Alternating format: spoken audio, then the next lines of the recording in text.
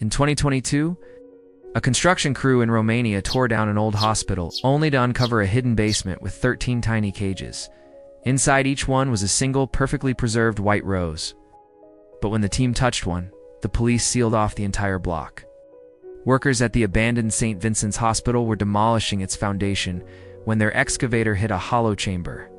Inside, they found rusted iron cages each, just large enough to hold a child.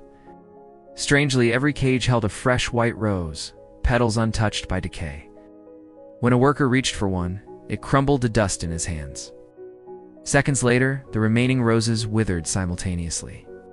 Security footage showed shadowy movement near the cages before the cameras malfunctioned.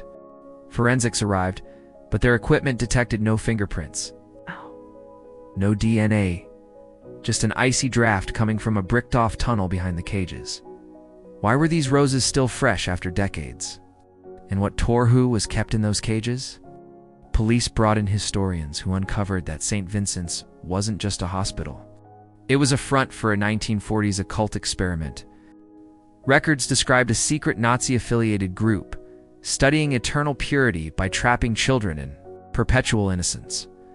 The roses, they believed, were a supernatural anchor to preserve their victims in a frozen state.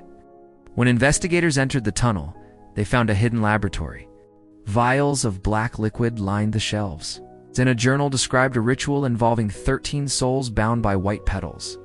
The last entry read, "They are not dead. They are waiting." That night, security guards reported hearing faint singing from the basement. The next morning, all 13 cages were empty, except for fresh rose petals scattered on the floors. A paranormal team set up cameras, capturing brief flickers of childlike figures near the tunnel entrance. Thermal imaging showed cold spots moving independently, as if guided by something unseen.